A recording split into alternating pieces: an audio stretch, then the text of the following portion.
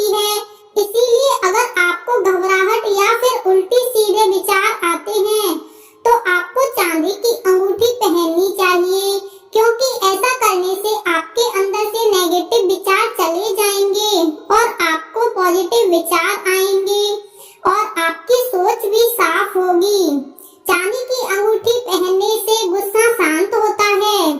चांदी की रिंग पहनने का एक फायदा यह भी है कि यह हमारे दिमाग में पॉजिटिव विचारों को लेकर आती है, जिसके कारण हमें बुरे विचारों को सोचने का समय नहीं मिलता और इस तरह से हमारा दिमाग शांत रहता है।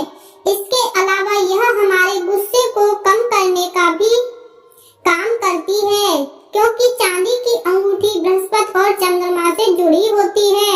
इसीलिए यह हमारे दिमाग को ठंडा रखने का काम करती है। अगर आपका चंद्रमा कमजोर है तो ऐसी अवस्था में आपकी दिमागी हालत प्रभावित हो सकती है और ऐसी समस्या से आपको एक चांदी की अंगूठी को अपने हाथों की अनामिका उंगली में पहनना चाहिए। ऐसे करने से चंद्रमा ग्रह की स्थिति आपके भाग्य में मजबूत होती है। इसके अलावा चांदी की अंगूठी पहनने से गठिया और सर्दी के इलाज में भी सहायता प्राप्त होती है।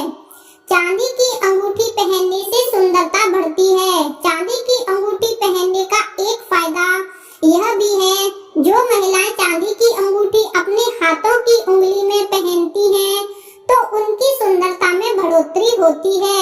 इसके अलावा बहुत सी महिलाएं पैरों के अंदर भी चांदी की अंगूठी पहनती हैं। कुल मिलाकर कहने का मतलब यह है कि चांदी औरतों की शारीरिक सुंदरता को बढ़ाने में काफी महत्वपूर्ण साबित होती है।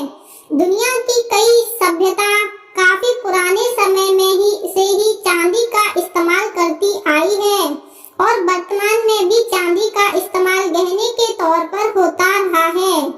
चांदी की अंगूठी पहनने से जोड़ों के दर्द से आराम मिलता है। बहुत से लोगों का यह मानना है कि अगर किसी व्यक्ति को घुटनों के अंदर या फिर जोड़ों में दर्द की शिकायत होती है तो उसे चांदी की अंगूठी पहननी चाहिए।